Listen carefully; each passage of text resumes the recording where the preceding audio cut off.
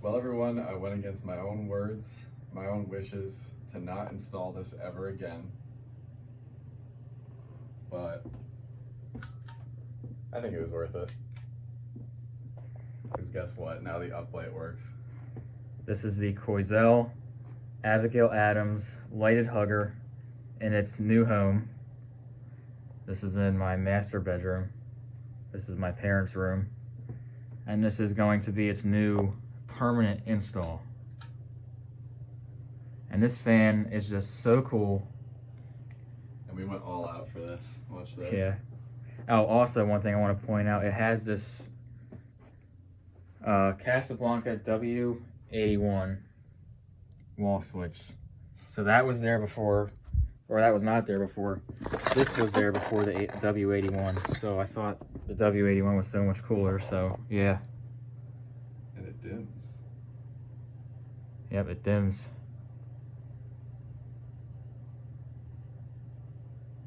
Until there's almost nothing left.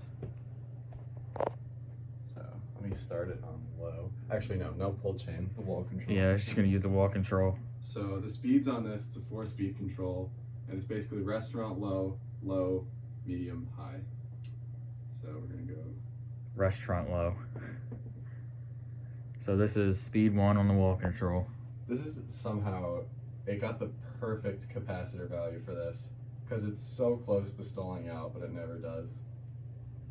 So this fan, Slow. back when Matt got this fan off of Marketplace, it had so many issues. It was so messed up.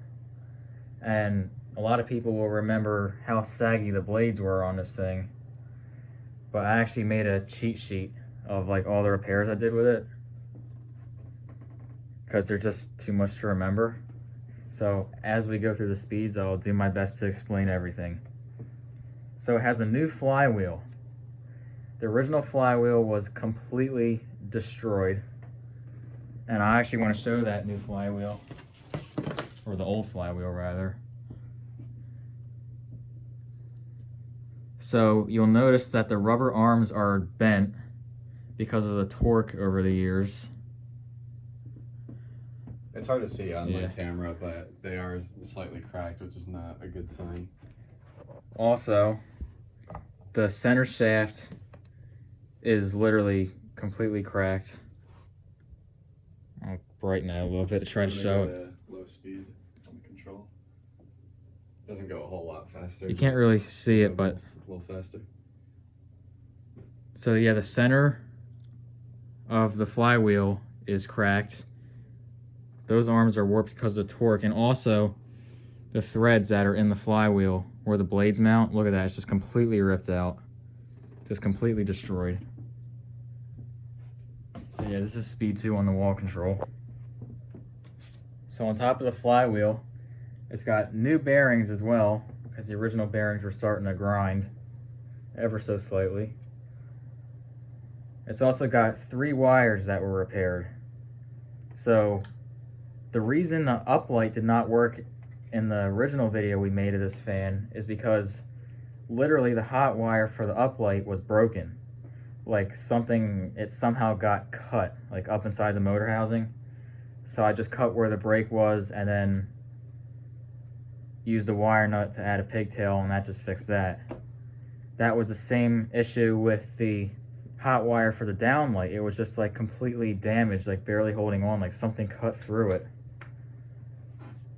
And then also the third wire that was repaired was this random blue wire that runs into the switch housing. Yeah, this is speed 3. It was some random wire that went into the switch housing that goes to a motor winding, but the shaft that runs through the motor is so thin, you cannot run new wires through there or pull old wires out. I tried to, but it was just so tight in there. So I just had to like repair it. I just used like some plastic weld stuff and heat shrink. I'm gonna put videos of all the damaged wires or pictures of all the damaged wires at the end of the video. You had to get real creative. Yeah. Well, so yeah, this is a good medium speed. Yeah. This is speed 3 on the wall switch. And there's gonna be a pretty significant jump in speed. Also, I ended up tightening the switch housing too, because it was super loose beforehand. And 2 of the up light bulb sockets were kind of messed up. The contacts were not contacting the light bulb. It was a very loose contact, so I just kind of bent them upward to give it a better contact. And also I tightened up the sockets on the downlight as well. I will say, the first time we put this up, we ran into a lot of problems and we didn't really know what to expect, so it took forever, like over 2 hours.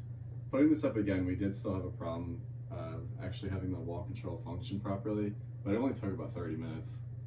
Like, it really wasn't as bad the second time around. So also, I had to rewire the uplight on this fan too. So I'm gonna go to high speed. All right, this is gonna be really powerful.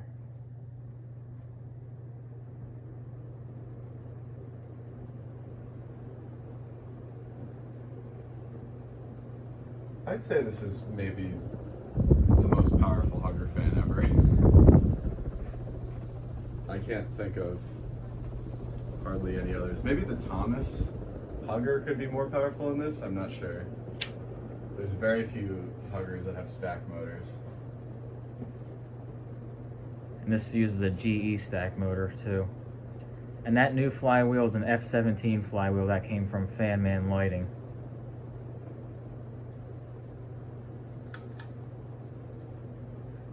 Yeah, it just whips. Even And the blades are making some the uplight and downlight have their own pull chain switches, but I had to rewire the uplight because for whatever reason, somebody in the past messed with the wiring in the switch housing, and the uplight wire was just tied into the line wire on the 3-speed switch. So it was always on, so even if you pulled the chain to turn the uplight off, that you couldn't turn it off. So I just rewired that, so now the uplight will work on its own pull chain. So I'm not really sure why someone did that, but yeah. I don't know why someone made this fan in the first place.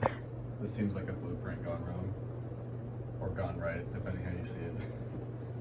But okay, I'm gonna shut it down now.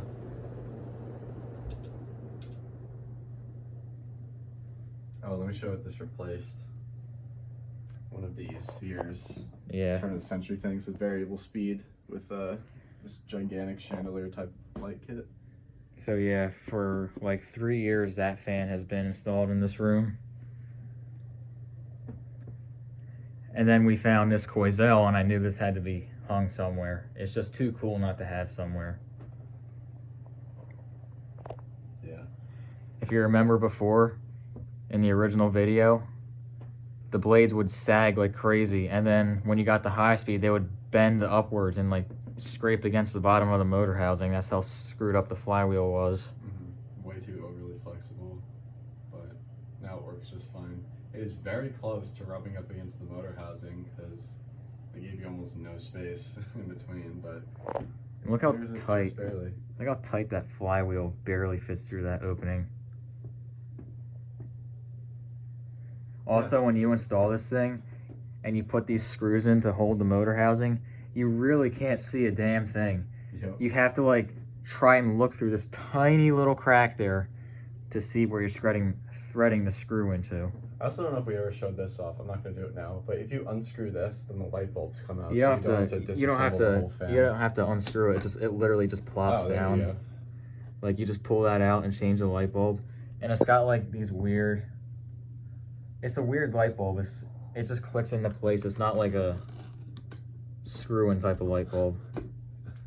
But yeah. There you go. All right, that's all for this one. Bye-bye.